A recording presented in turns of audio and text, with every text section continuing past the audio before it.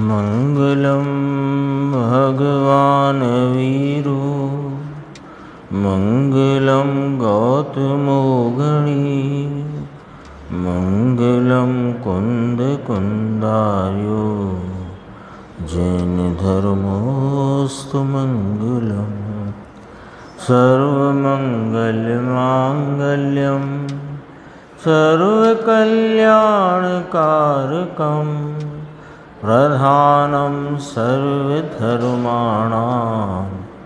जैनं जयतु शासनं।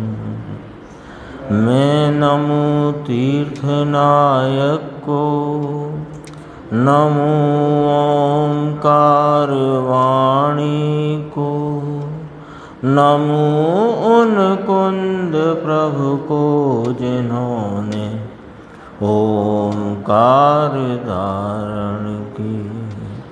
अहो उपकार जिनवर का, कुंद का दिव्य वाणी का, जिन कुंद ध्वनि दाता उनका हान स्वामी का। नमः समय साराय स्वानुभूत्या चकासते चित् स्वभावाय भावाय सर्वभावांतर सिद्धि। समय सारजी परिशिष्ट में 265 कलश के उपरांत साध्य साधक द्वार या साध्य साधक अधिकार, उसके अंतर्गत टीकाकार आचार्य ने जो गद्यांश कहा उस पर अपन ने 2-3 दिन पहले चर्चा की। फिर गुरुदेव का व्याख्यान उसी पर चलता है और कल भावार्थ पर वह चर्चा शुरू होगी। तो इसमें ये बात आई थी कि सुनिश्चलतया ग्रहण किए गए व्यवहार सम्यक दर्शन ज्ञान चारित्र के पाक के प्रकर्ष की परंपरा द्वारा या परंपरा से, है ना, आरोहण कराया जाता है। किसमें? किस निश्चय सम्यक दर्शन ज्ञान चारित्र जो इस ज्ञान मात्र में अंतर्भूत है, उसके परम प्रकर्ष की पराकाष्ठा, है ना। तो वो चर्चा आ चुकी कि व्यवहार रत्नत्रय के पाक के प्रकर्ष की परंपरा, इस पर काफ़ी चर्चा आ चुकी है और भावार्थ में पुनः आएगी। तो उसके द्वारा कहा ये, यानी क्योंकि जो व्यवहार रत्नत्रय है वो निमित्त रूप प्रतिपादित किया गया है। अब कहा कि जो निश्चय सम्यक दर्शन ज्ञान चारित्र रूप, यानी निश्चय सम्यक दर्शन ज्ञान चारित्र की एकता रूप जो वास्तविक मोक्ष मार्ग है, जो वास्तविक साधक भाव है, उसके परम प्रकर्ष की पराकाष्ठा के द्वारा। तो क्या होता है कि उस परम प्रकर्ष की पराकाष्ठा के जो भाषा है यहाँ के अतिशयता से प्रवर्तित। फिर क्या हुआ कि फिर निमित्त का ज्ञान कराया कि सकल कर्म के क्षय से। निमित्त में क्या हुआ कि सर्व कर्मों का क्षय हुआ। काम क्या हुआ कि जो शेष राग था वो घटता गया और स्वरूप के आलम्बन और स्थिरता एकाग्रता रूप सम्यक दर्शन ज्ञान चारित्र का परम प्रकर्ष, उसकी ऊंचाई, उसकी पराकाष्ठा, उसकी अतिशयता, उसमें प्रवर्तित होते हुए निमित्त में क्या हुआ कि कर्मों का क्षय हुआ। तो यहाँ दैदीप्यमान अपना जो अस्खलित विमल स्वभाव भावत्व है वो प्रकट हुआ। तो मूल तो यहाँ ये कहना है कि जो ज्ञान मात्र आत्मा और उसका एक ज्ञान गुण, यहाँ एक ही ज्ञान गुण लिया, अन्य गुण नहीं है, ये इनकार नहीं है, पर अन्य गुणों की चर्चा न लेकर एक ज्ञान स्वरूपी आत्मा, ज्ञान गुण स्वरूप आत्मा, तो ज्ञान स्वरूपी आत्मा वह स्वयं ही साधक भाव रूप परिणमता है और स्वयं ही साध्य भाव रूप परिणमता है। ये इसका पूरा सारभूत बात है। आज जो चर्चा आई उसको अपन देखते हैं। यहाँ 79 नंबर का पेज है, 63 पेज है गुजराती में। देखो यहाँ कहते हैं ऐसा जो आत्मा स्वयं साधक रूप परिणमता है, देखो वह स्वयं ऐसा होता है। जोर कहाँ आया? स्वयं ऐसा होता है। कोई इसको मोक्ष मार्ग में प्रवर्ताता है कि ना, कोई परद्रव्य अथवा परभाव इसके मोक्ष मार्ग में इसको प्रवर्तित नहीं कराता, नहीं होता, तो वह स्वयं ऐसा होता है। कौन? वह ज्ञान मात्र स्वरूप आत्मा, स्वयं का आश्रय रूप भाव, उसका नाम मोक्ष मार्ग। तो स्वयं का आश्रय, सम्यक दर्शन ज्ञान और स्वयं के आश्रय में लीनता नाम चारित्र की लीनता। दर्शन ज्ञान चारित्र की एकता, वह मोक्ष मार्ग है ना। सम्यक दर्शन ज्ञान चारित्राणि मोक्ष मार्ग, ये तो सूत्र सबको ख्याल में है। तो वहाँ तीनों एक हुए। कौन तीनों? सम्यक दर्शन, सम्यक ज्ञान, सम्यक चारित्र। कल अपन ने बात की थी कि यहाँ सम्यक दर्शन ज्ञान चारित्र की एकता का क्या मतलब है। स्वरूप का आलम्बन लेने मात्र से सम्यक दर्शन और सम्यक ज्ञान की उत्पत्ति होती है। श्रद्धा पहले समय में ही पूर्णपने परिणमती है और चारित्र में क्रम पड़ता है। तो जब चारित्र नाम स्वयं के आश्रय और उसकी लीनता एकाग्रता जब उग्रता को प्राप्त होकर विशेष स्थिरता बढ़ जाने से तीन कषाय चौकड़ी की अभाव रूप जो विशेष वीतरागता प्रकट हुई, तो वहाँ सम्यक दर्शन ज्ञान चारित्र की एकता कहने में आई। ऐसा नहीं है कि सम्यक दर्शन हुआ तब चारित्र न हुआ। चारित्र वहाँ भी उत्पन्न हुआ, पर वह चारित्र अल्प होने से वह एकता के भाव को प्राप्त नहीं हुआ। ये वाली बात यहाँ कही गई है। देखो आगे बढ़ते हैं। सम्यक दर्शन ज्ञान चारित्राणि मोक्ष मार्ग, वहाँ तीनों एक हुए। उस समय साधक रूप परिणमता ज्ञान, ज्ञान नाम आत्मा लिखा, ज्ञान अर्थात आत्मा, एक रूप ज्ञान होने पर भी आत्मा को एक रूप का, एक रूप है। कौन? अनेकांत स्वरूप आत्मा, अनंत गुणात्मक आत्मा। वो ज्ञान असाधारण भाव होने से उसको ज्ञान मात्र एक रूप कहा। तो ज्ञान एक रूप ज्ञान होने पर भी ऐसी अंतर्दृष्टि, ज्ञान और रमणता। अंतर्दृष्टि नाम अपने स्वरूप की प्रतीति, ज्ञान माने स्वरूप का संचेतन, संवेदन, आस्वादन, और रमणता माने उसमें लीनता, एकाग्रता। तो अंतर्दृष्टि ज्ञान और रमणता से साधक रूप ज्ञान परिणमा, इसका नाम है साधक भाव का परिणमन। कैसे हुआ कि इसी में अपन ने पढ़ा, वह स्वयं ऐसा होता है। कोई करा सकता नहीं, कराता नहीं, कराने का दूसरे का काम नहीं, स्वयं ऐसा होता है। तो कहा अंतर्दृष्टि ज्ञान और रमणता से साधक रूप ज्ञान परिणमा, उसे राग और निमित्त के कारण यह मोक्ष मार्ग परिणमा ऐसा है नहीं। राग और निमित्त के कारण साधक भाव का परिणमन होता है, ऐसा है नहीं। महाव्रत आदि का राग, देवगुरु शासकीय श्रद्धा का राग, उससे मोक्ष मार्ग परिणमे कि ऐसा है नहीं। निमित्त जो देव गुरु शास्त्र का संयोग हो, सत्संग हो, उससे मोक्ष मार्ग परिणमा के ऐसा है नहीं। समझ में आया? यह ऐसा निरपेक्ष भगवान आत्मा।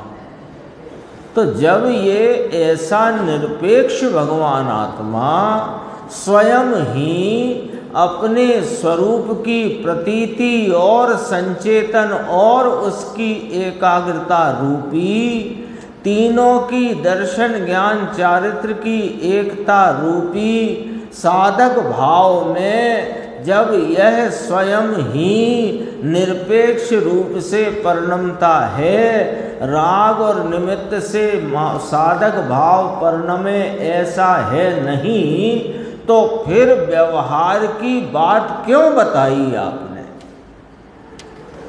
सुनिश्चलतया ग्रहण किए गए व्यवहार सम्यक दर्शन ज्ञान चारित्र के पाक के प्रकर्ष की परंपरा, इतनी बात क्यों लिखी?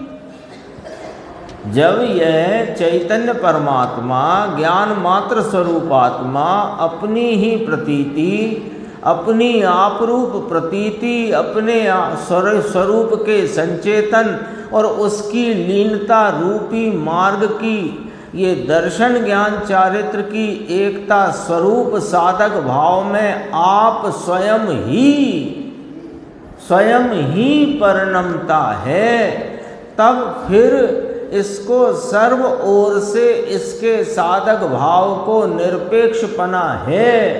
कोई व्यवहार राग और निमित्त से इसके मोक्ष मार्ग रूपी साधक भाव का परिणमन होता नहीं है, फिर भी आपने ये क्यों बताया? सुनिश्चलतया ग्रहण किए गए व्यवहार सम्यक दर्शन ज्ञान चारित्र के पाक के प्रकर्ष की परंपरा, इतना आपने क्यों बताया? कि व्यवहार सापेक्ष जो बताया था वह इतना ज्ञान कराया कि ऐसा एक व्यवहार था साधक को,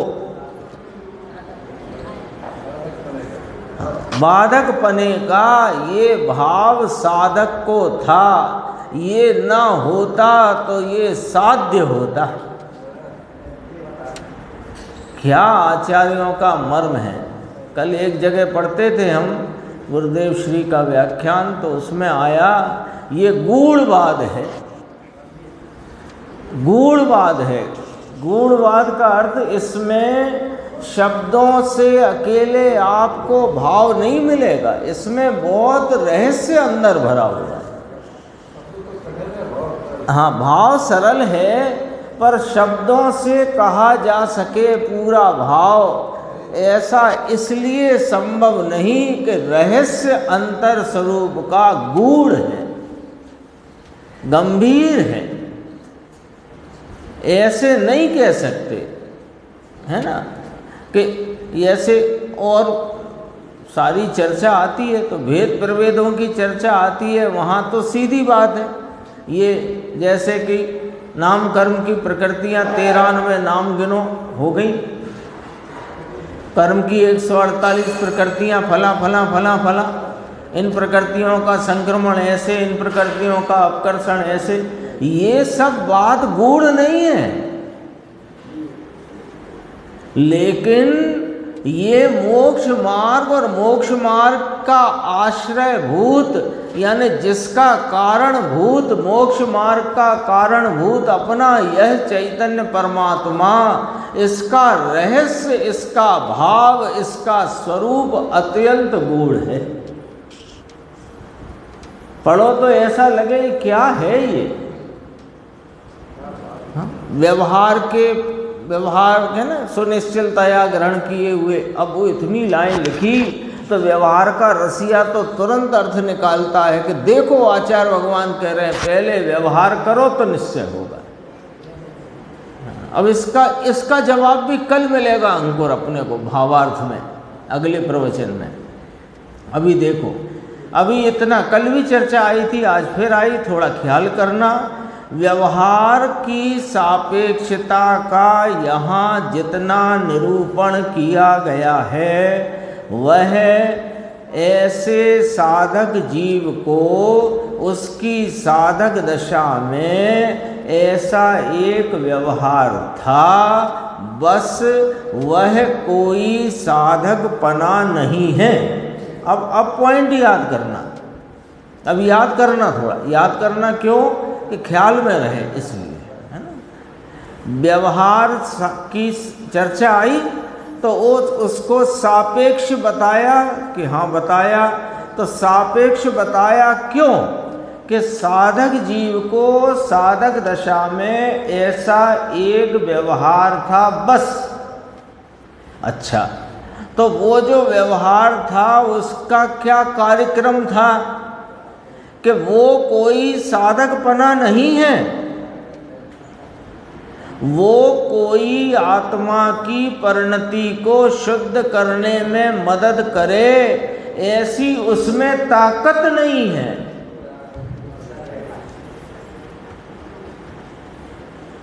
ताकत ही नहीं है। 5 महाव्रत के परिणाम में ताकत नहीं है आत्मा की परिणति को शुद्धता कराने की। जो स्वयं अशुद्ध हो, मलिन हो, असुचिता हो, दुख रूप हो, दुख का कारण स्वरूप हो, कैसे कराएगा? लेकिन होता क्या है कि अपन इस सारी चर्चा अपने सामने रोज आती है और इतनी स्पष्ट आती है कि सच कहें तो इससे ज़्यादा स्पष्ट क्या आएगी। लेकिन हम इसका रिएक्शन हमारा 2 प्रकार से चलता है। कोई सुनते हैं तो रिएक्शन आता है ना अपने विचारों का। कैसा आता है रिएक्शन कि एक तो व्यवहार का रस छूटता नहीं, तो नहीं छूटता तो ऐसा एक रिएक्शन आता है, हाँ ठीक है व्यवहार से तो है, और ऐसा करके जो मूल बात है उस पर लीप दिया, मूल बात को लीप दिया। एक तो ये भूल है, इस रिएक्शन में भूल है। दूसरा ये कि देखो आचार्य भगवान कहते हैं तो कुछ ना कुछ तो मदद है, कुछ ना कुछ तो काम करता है। आप देख लो, साधकों का जीवन पढ़ लो आप। अब तुम उनका जीवन पढ़ने जाओगे तो उसमें तो राग की कथा ही सुनाएंगे ना। बोलो, प्रथमान योग में साधक जीवों का जीवन पढ़ोगे तो उस जीवन में अंतरंग परिणति तो लिख नहीं सकते, अंतरंग परिणति तो बोल नहीं सकते। वो अंतरंग परिणति है इतना बोल करके उस अंतरंग परिणति की महिमा उनके बहिरंग प्रवृत्ति और उनकी रागादि विकल्पों की सूचना से करते हैं। और हम पहले ही राग के रसिया हैं तो हम ज्ञानी साधकों का जीवन पढ़ते हुए उन जैसा जीवन बनाना चाहते हैं, दृष्टि और परिणति नहीं। है कि नहीं? बोलो, ये बात है। ज्ञानियों का ऐसा होता है, ज्ञानियों का जीवन तो देखो, ज्ञानियों का ऐसा जीवन है। अरे वो जीवन में वर्णन काहे का है? जरा आशा शांति से विचार करो।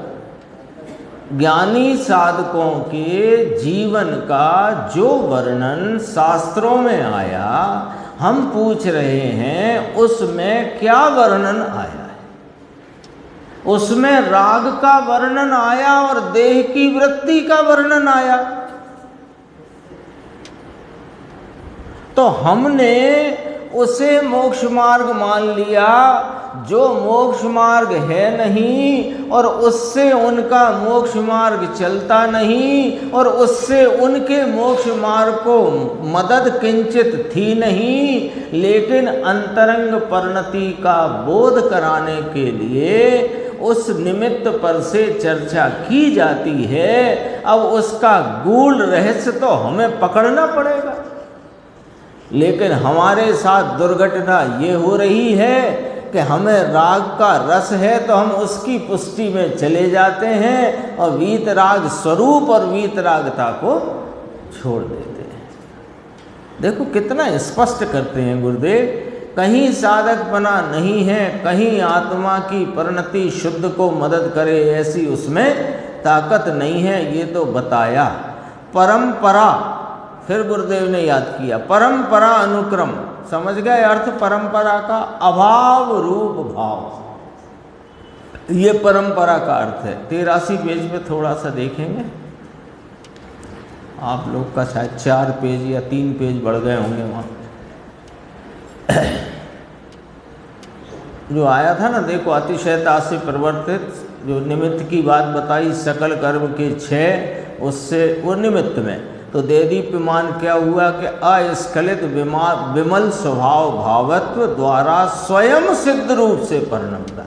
अभी अपन ने पढ़ा था स्वयं साधक भाव से परिणमता, और उस साधक भाव में परिणमते हुए स्वयं सिद्ध रूप से परिणमता। यहाँ तक बात पहुँची? तो ये देखो इसमें यहाँ ऐसा एक ही ज्ञान मात्र, लो मूल तो ऐसा लेना है ना, ज्ञान मात्र आत्मा। तो और एक वापस मतलब एक ही कहा, एक वापस माने अनंत गुण स्वरूप है।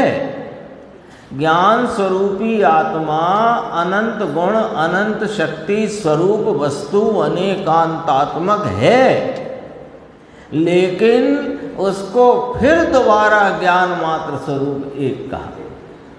तो वापस एक वापस कहाँ से मिलाया? ये एक वापस कहाँ से मिलाया?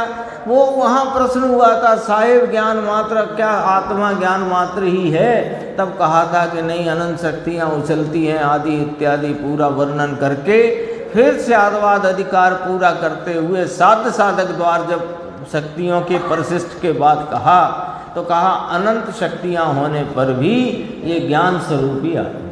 फिर यहाँ तो ये इतना गुरुदेव ने बोला, और एक वापस, हाँ, एक ज्ञान मात्र, ऐसा एक ही ज्ञान मात्र, ऐसा एक ही यह चैतन्य भगवान, ऐसा एक ज्ञान स्वरूपी चैतन्य महाराज, ये उपाय उपेय भाव को सिद्ध करता है। ये एक ज्ञान भाव ही इस ज्ञान मात्र आत्मा के उपाय और उपेय दोनों भाव को सिद्ध करता है। ज्ञान स्वरूपी भगवान अकेला, वह स्वयं ही अकेला। अकेले का मतलब समझ गए ना? कोई राग नहीं, निमित्त नहीं, अकेला। अकेला वह स्वयं ही ज्ञान रूप परिणम कर उपाय रूप होता है, और वही ज्ञान रूप पूर्ण परिणम कर उपेय अर्थात सिद्ध स्वरूप होता है। एक ज्ञान मात्र आत्मा ही अपने ज्ञान मात्र भाव रूपता के परिणमन से स्वयं उपाय रूप परिणमता हुआ, स्वयं ही उपेय भाव को प्राप्त होता है। उपाय उपेय अधिकार है ना, ये साध्य साधक अधिकार कहो या उपाय उपेय भाव कहो, एक ही बात है। वह स्वयं की ताकत से ही,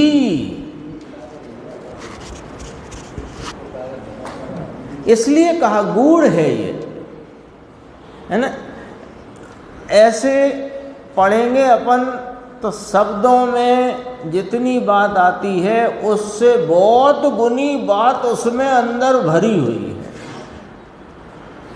और वो बात गुरुदेव श्री के अंतरंग में उछल जाती है उनके ज्ञान के उस समय के उघाड़ में, लेकिन फिर उतनी भी शब्दों में नहीं आती। बहुत गहराई गंभीरता इसमें है। देखो, वह स्वयं की ताकत से ही सिद्ध रूप परिणमता है, स्वयं की ताकत से ही। तो यह एक ही ने कितने नहीं खड़े कर दिए कि जितनी तुमने अन्न की कल्पनाएं की हों वे सब नहीं में डाल दो। वज्र विषभ नाराज संगनन हो, कि कषाय की मंदता हो, कि पंच महाव्रत का परिणाम हो, कि अचेलकत्व नाम शरीर का नग्नपना हो, कि श्रृंगार आदि का अभाव हो, कि 5 समिति हो, कि खड़े खड़े आहार लेने की वृत्ति हो, ये सब नहीं में डाल दो।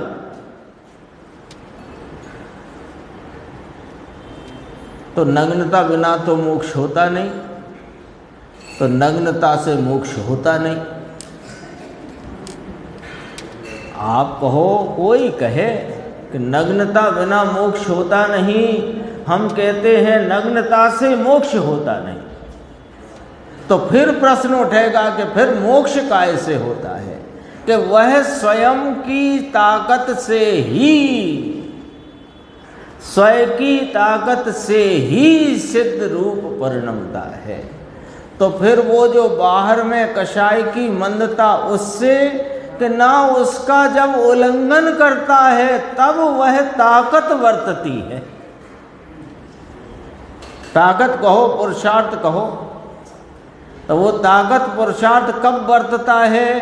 कि जब कषाय रूप जो अब मुनिराज की स्थिति ले, कि बाहर में नग्नता है, कि हाँ है ना, क्यों है बाहर नग्नता, क्यों है? क्योंकि उनको उस समय वस्त्रादि का राग ही नहीं है ना। अब जैसे आप टोपी नहीं लगाए हुए और कोई टोपी लगाए हुए है, सामान्य बात करते हैं, तो आप टोपी क्यों नहीं लगाए? और वो बाहर आपके मित्र मिले, वे टोपी क्यों लगाए? वैसी टोपी तो बंद हो गई, अब तो पी कैप चलती है ना, तो पी कैप भी वो क्यों लगाए हैं? उन्हें उस जाति का राग है, आपको नहीं है। यही तो अर्थ है इसका, और कोई अर्थ है बता दो? इतना ही अर्थ है ना। तो वो मुनिराज को वस्त्रादि का राग उस भूमिका में नहीं है, इसलिए नग्नत्व है। क्यों? कि देह में जो कुछ देह की और देह रूपता में जो दिखाई देता है वह अंतरंग कषाय के भाव के अनुरूप है। और अंतरंग कषाय किसके अनुरूप है? कि जितनी अंतरंग में कषायों की अभाव रूपता होने से जितनी कषाय सद्भाव रूप है, उतनी कषाय के अनुरूप वहाँ परिणाम है राग आदि के। मामला तो ऐसा है पूरा। देखो, यहाँ बहुत जोर है कि स्वयं की ताकत से ही साधक रूप परिणमता है और स्वयं की ताकत से ही सिद्ध रूप परिणमता है। ज्ञान वही आत्मा का वर्णन किया है पूरा इसमें। तो देखो, आज इतनी चर्चा थी, कल और दोबारा से व्यवहार के संदर्भ में भावार्थ के द्वारा जो चर्चा आई है उस पर गुरुदेव श्री का व्याख्यान, उसमें कुछ अंश फिर अपन देखेंगे और स्पष्ट होगा। 415 नंबर का अपना प्रश्न है ज्ञान गोष्ठी में। ये भी विषय बहुत गंभीर है और समझने जैसा है। देखो, द्रव्य से पर्याय भिन्न है तो पर्याय कहाँ से आती है? प्रश्नकार ने प्रश्न किया, कहाँ से किया, है ना। पहले वो खड़ा कहाँ है ये पता रखना बहुत जरूरी है। कहाँ से पूछ रहा है? कि साहेब आपने कहा कि द्रव्य एक रूपता स्वरूप ध्रुव भाव है और पर्याय एक समय का परिणमता भाव है। दोनों भाव की भिन्नता है, उन भाव भिन्नता के कारण द्रव्य न्यारा है, पर्याय न्यारी है। जब द्रव्य और पर्याय भिन्न भिन्न हैं तो फिर ये जो पर्याय है ये आई कहाँ से, ये पूछा। जैसे अपन एक समझने के लिए, उसके प्रश्न को समझने के लिए कि शक्कर पदार्थ है और मिठास उसकी व्यक्तता है, तो शक्कर पदार्थ और मिठास उसकी व्यक्तता पर्याय है, ठीक है। तो जो तो पर्याय यानी मिठास की व्यक्तता वो एक समय की है और शक्कर पदार्थ ध्रुव है, ऐसे समझना है ना अपने को। तो शक्कर की जो मिठास रूप व्यक्तता है वो शक्कर पदार्थ से भिन्न है, तो फिर वो मिठास आई कहाँ से, ये पूछना है उसका। क्योंकि पर में से तो नहीं आई, ये बात तो अपने आप उस प्रश्न में भी समझ में आती है। अब देखो इसका उत्तर समझना, अभी समझ के दोबारा प्रश्न पढ़ लेते हैं। द्रव्य से पर्याय भिन्न है तो पर्याय कहाँ से आती है? कि पर्याय आती तो द्रव्य में से है, कोई अधर से नहीं आती है। अधर से नाम अन्न से नहीं आती और द्रव्य से भी नहीं आए तो उसका नाम अधर, तो अधर से नहीं आती, द्रव्य में से ही आती है। पर्याय आती तो द्रव्य में से है, कहीं अधर से नहीं आती। किंतु जब पर्याय को सतरूप से स्वतंत्र सिद्ध करना हो तब पर्याय पर्याय से ही है। यानी जो तुमने द्रव्य पर्याय की भिन्नता के संदर्भ को लेकर के जो प्रश्न पूछा कि पर्याय कहाँ से आती है, तो उसमें अपने को दोनों पहलू सामने रखना पड़ेंगे। क्या कि जो पर्याय है वो एक समय की व्यक्तता का भाव है, वो एक समयवर्ती व्यक्तता का भाव वो द्रव्य की ही व्यक्तता है।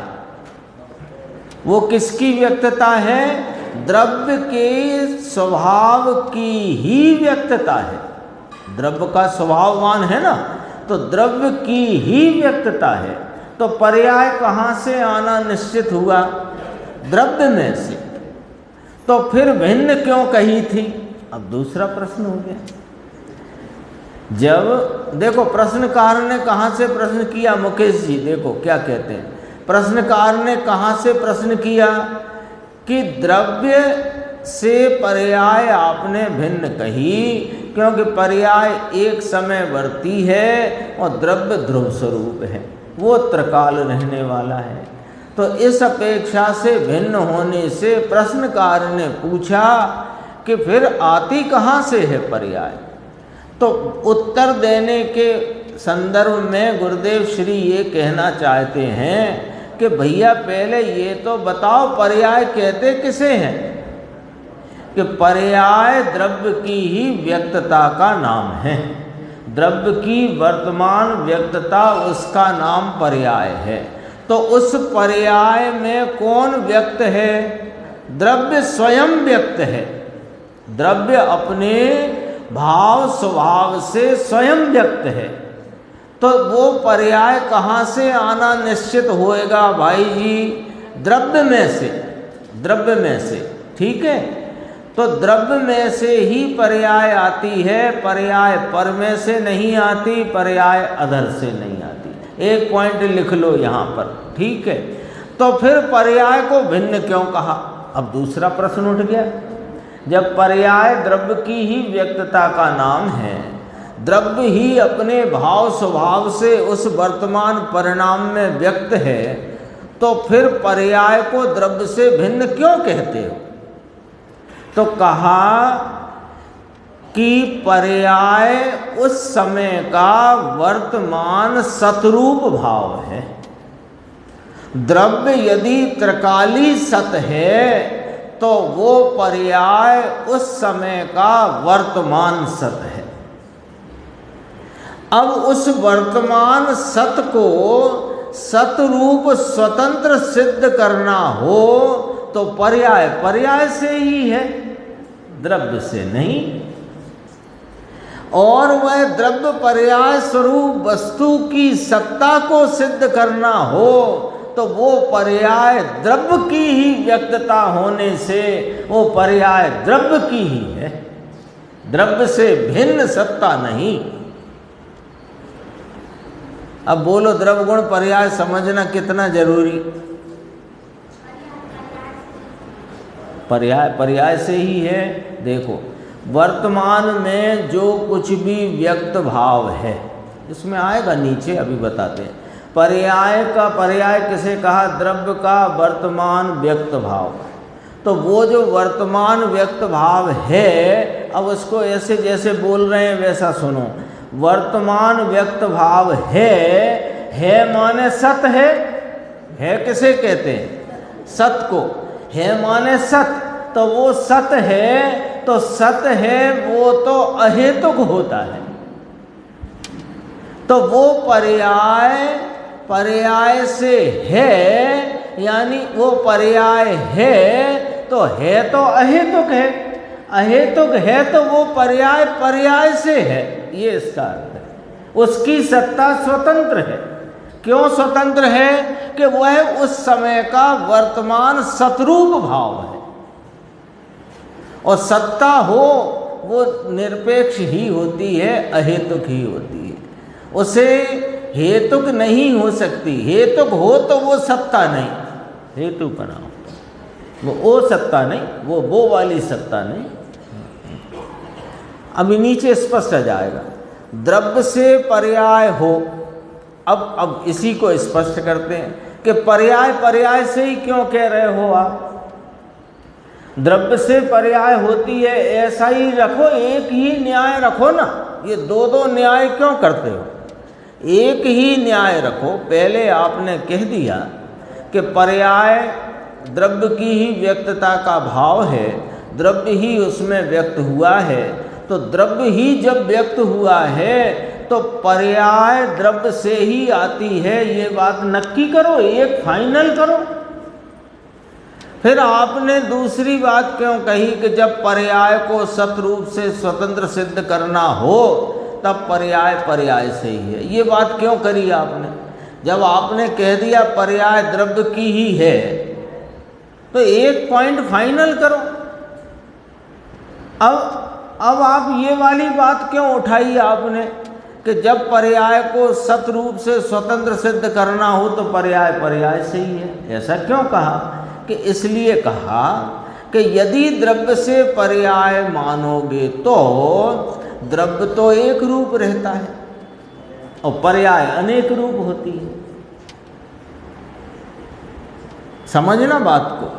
द्रव्य एक रूप रहता है और पर्याय अनेक रूप होती है। तो यदि द्रव्य से ही पर्याय होती है तो फिर द्रव्य जैसा एक रूप हो तो पर्याय भी एक रूप होना चाहिए। समझना। देखो समझ में आ रही बात? समझ में आ रही कि नहीं आ रही? द्रव्य और पर्याय में यदि सर्वथा भिन्नता नहीं मानोगे, यानी सर्वथा द्रव्य पर्याय को अभिन्न मानोगे, तो जैसे द्रव्य तीनों काल एक रूप है, ऐसे उसकी होती हुई एक एक समय की पर्याय भी अनेक रूप नहीं होनी चाहिए, एक रूप होनी चाहिए।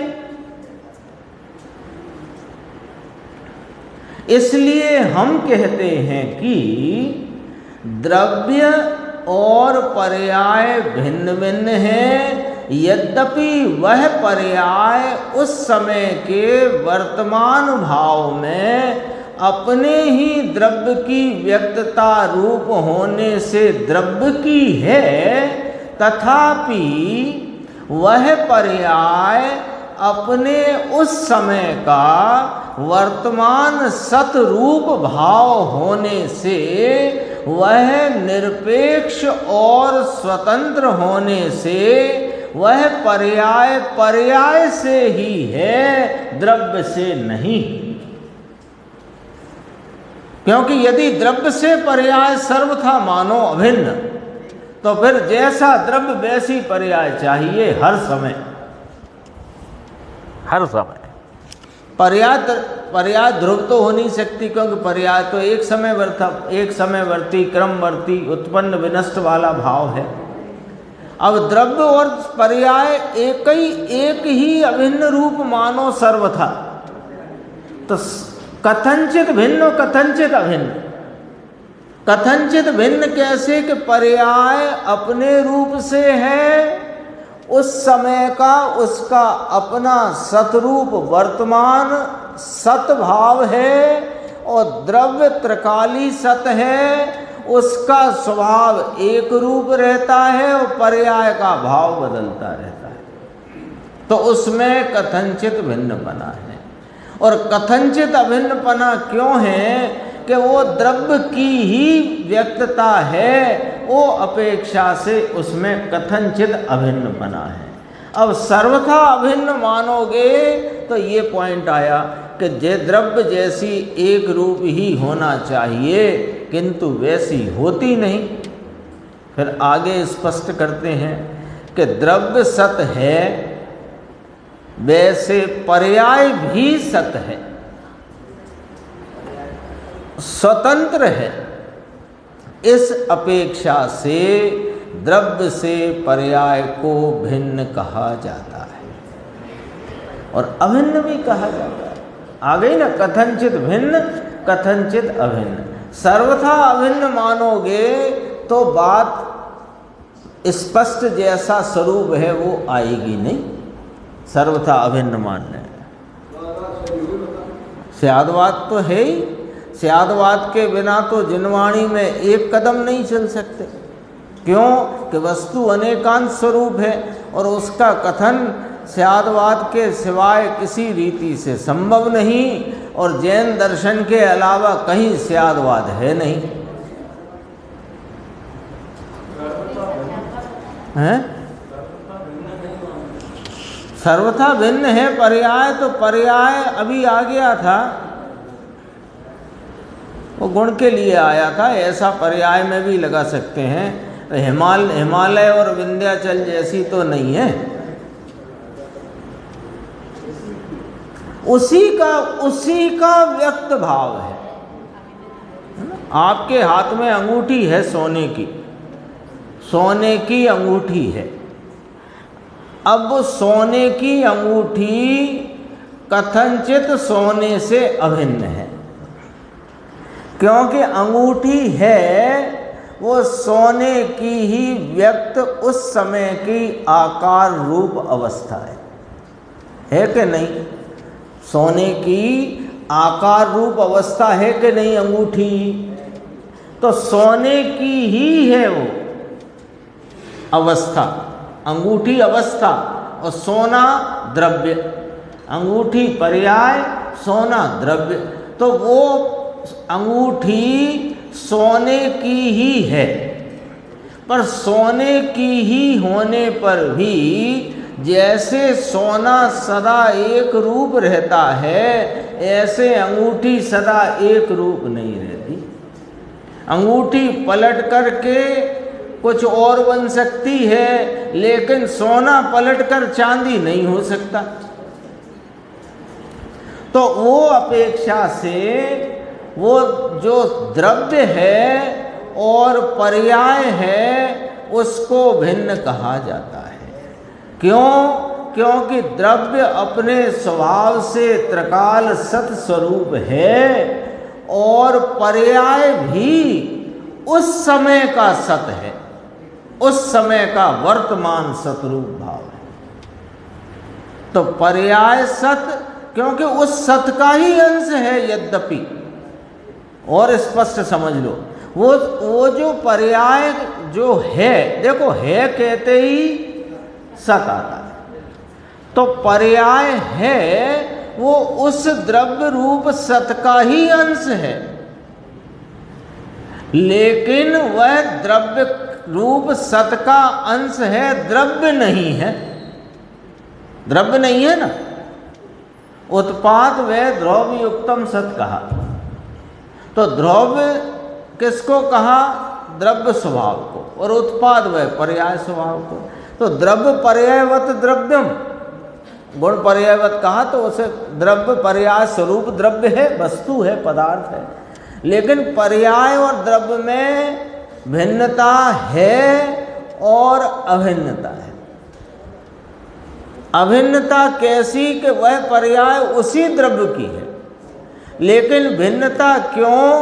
क्योंकि वो पर्याय उस समय का विध विध रूपता से उत्पन्न विनष्ट होता भाव है, और द्रव्य कभी उत्पन्न विनष्ट नहीं होता, वो अनुत्पन्न अविनष्ट स्वरूप ध्रुव भाव एक रूप भाव है, इसलिए उनमें भिन्नता है। आगे देखो अभी और इसको स्पष्ट करेंगे गुरुदेव। 2-3 प्रश्न हैं। 416 द्रव्य और पर्याय दो धर्म को पृथक बताने का क्या प्रयोजन है? जब द्रव्य पर्याय एक ही है तो फिर अलग अलग बताई क्यों रहे हो? क्या प्रयोजन है जिसके वजह से आप द्रव्य और पर्याय दो धर्म पृथक पृथक बता रहे हो? कि दो धर्म भिन्न हैं तो बता रहे हैं। दो धर्म भिन्न हैं तो बता रहे हैं, जैसे तो उनकी प्रसिद्धि करने का प्रयोजन है। द्रव्य द्रव्य रूपता से है, पर्याय पर्याय रूपता से है। द्रव्य पर्याय स्वरूप वस्तु है, तो वस्तु के दो धर्म हैं, द्रव्य रूपता पर्याय रूपता।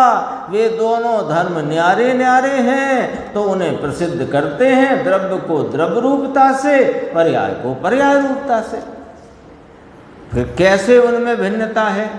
कि पर्याय एक समय की है और उसके पीछे ध्रुव दल तो त्रिकाल ज्यों का त्यों रहता है। अब ये एक गुरुदेव की विशेष शैली है, इसको पकड़ने में वही गूढ़ वाला शब्द मुझे कल बहुत अच्छा लगा पढ़ते हुए। ये इसमें गूढ़ता है, एक समय की है, उसके पीछे ध्रुव दल तो त्रिकाल ज्यों का त्यों रहता है। पीछे का क्या मतलब?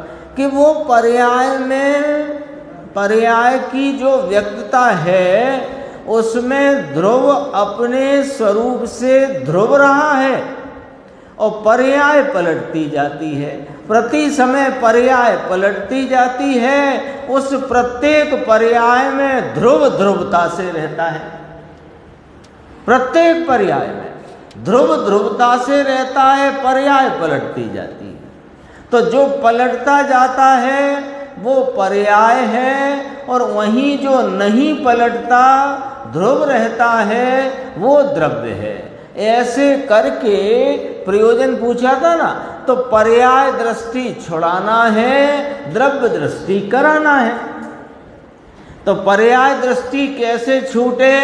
कि पर्यायों के प्रवाह क्रम में जो बदलता भाव है उसका लक्ष्य छोड़कर वहाँ जो एक रूपता से, उसी प्रवाह क्रम में जो एक रूपता से रहने वाला ध्रुव भाव है, वो उसको लक्ष्य में लेने से, उसको गेय बनाने से पर्याय दृष्टि छूटकर द्रव्य दृष्टि की प्राप्ति होती है।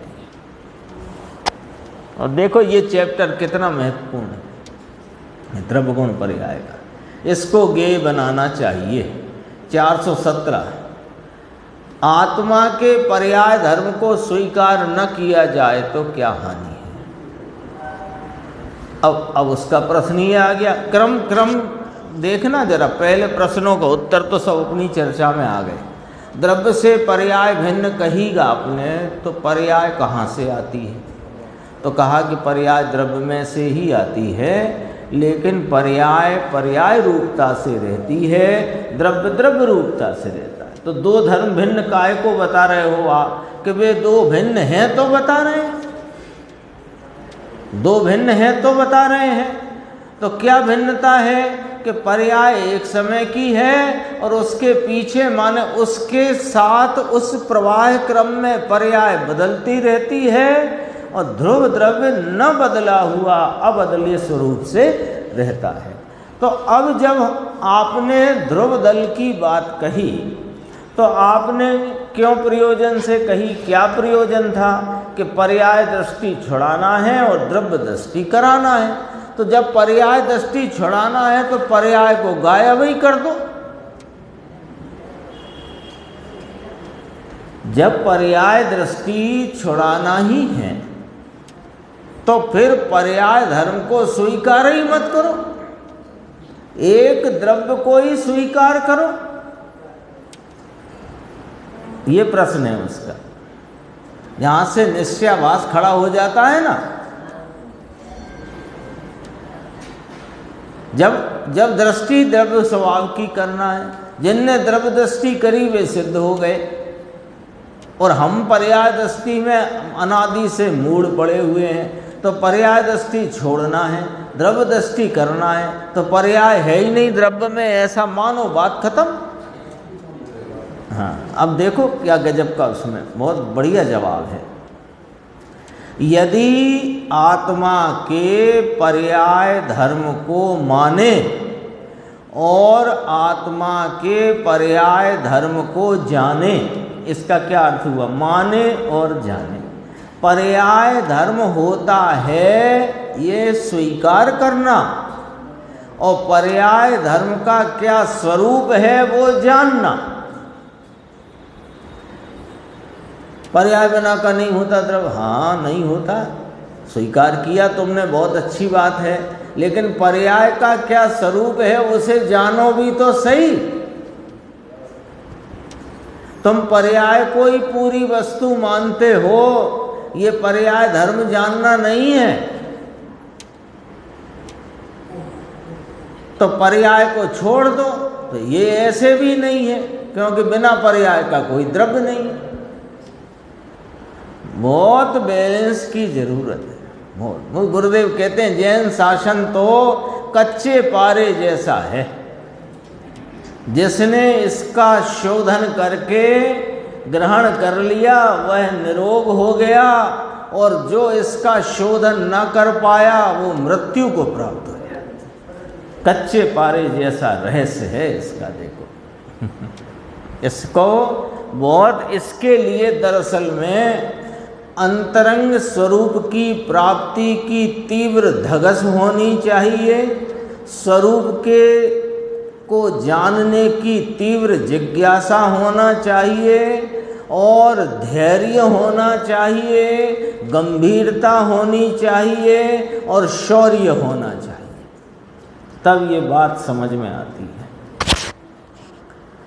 धैर्य भी चाहिए, शौर्य भी चाहिए, जिज्ञासा और धगस भी तीव्र चाहिए, तब समझ में आती। देखो, यदि आत्मा के पर्याय धर्म को माने जाने तो पर के आश्रय से अपनी पर्याय होती है ऐसी मिथ्या मान्यता छूट जाएगी। पर्याय धर्म मेरा ही है, पर्याय रूप से विध विध भावों में मेरा ही परिणमन एक एक समय करके होता है, ऐसा स्वीकार करने में और पर्याय की एक एक समय वर्तती हुई विध विधता रूपता है, और ध्रुव दल अपना ज्यों का त्यों रहा हुआ है, इस प्रकार पर्याय धर्म स्वीकार करे तो अपनी पर्याय में होती हुई जो कुछ भी कषाय की तीव्रता, मंदता, दुख रूपता, अधिक दुख रूपता, कम दुख रूपता अथवा आनंद स्वरूपता, जो कुछ भी परिणाम परिणमन पर्याय होती है वह पर के आश्रय से नहीं होती।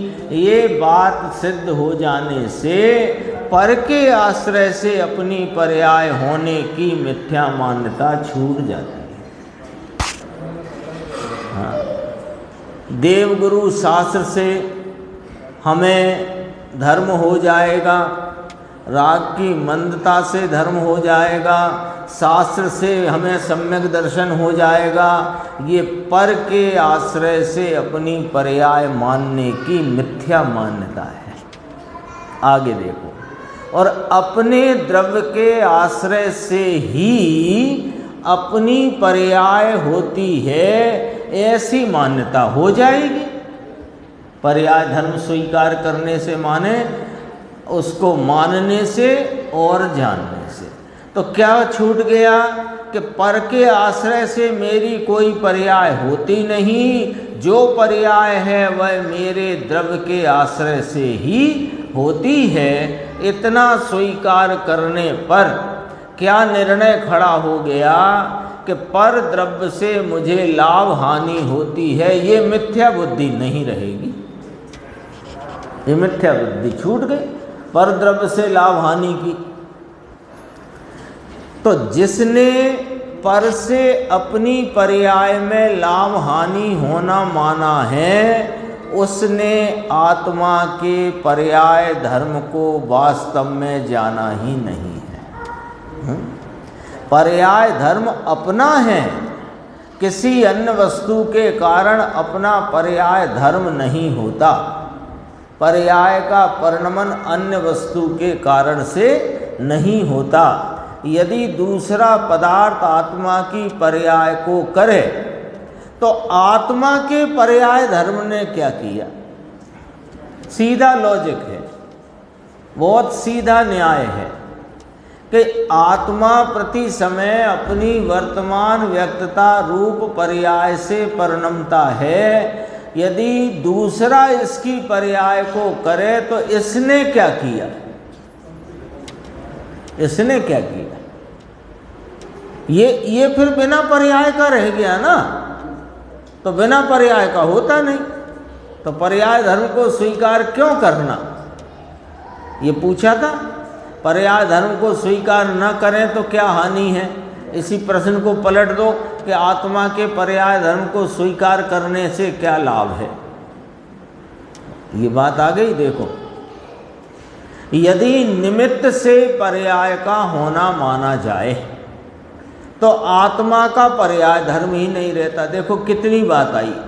पर्याय धर्म अपना है, किसी अन्य वस्तु के कारण पर्याय धर्म नहीं। ऊपर से देखो, यहाँ से पकड़ना एक एक पॉइंट, 3 पॉइंट 4 पॉइंट है। जिसने पर से अपनी पर्याय में लाभ हानि होना माना है, उसने आत्मा के पर्याय धर्म को वास्तव में नहीं जाना। जो मानता है कि मुझे कहीं और से मेरा कार्य हो जाता है, उसने अपने पर्याय धर्म का अस्वीकार किया। एक दूसरी बात, पर्याय धर्म अपना है, किसी अन्य वस्तु के कारण मेरे पर्याय रूपी कार्य नहीं होता। अब तीसरी बात, यदि दूसरा पदार्थ आत्मा की पर्याय को करे ऐसा मानोगे तो आत्मा के पर्याय धर्म ने क्या किया सो बताओ। ठीक है। अब जो निमित्त की बुद्धि है, निमित्ताधीनता, उसके लिए बात कहते हैं। यदि निमित्त से पर्याय का होना माना जाए तो आत्मा का पर्याय धर्म ही नहीं रहता। यदि निमित्त ने मेरे कार्य को किया, कर्म के उदय ने मेरे विकार को किया, तो फिर मैंने क्या किया? तो मेरी पर्याय छुट्टी पे गई क्या? कर्म ने आकर मेरे विकार को कर दिया तो मेरी पर्याय कहाँ गई? आई बात ख्याल में? तो आत्मा का पर्याय धर्म का नहीं रहता, माने अस्वीकार किया। अपनी अनादि अनंत पर्यायें अपने से ही होती हैं, ये स्वीकार करो। इस प्रकार यदि अपने पर्याय धर्म को स्वीकार नहीं करेगा, नहीं जानेगा, तो तेरा ज्ञान प्रमाण नहीं होगा। प्रमाण नहीं होगा माने तेरे ही स्वरूप के संबंध में वह ज्ञान मिथ्या रहेगा। प्रमाण तो तब हो, सम्यक हो तो प्रमाण हो। ये चर्चा थी, शेष चर्चा आगे की स्वाध्याय।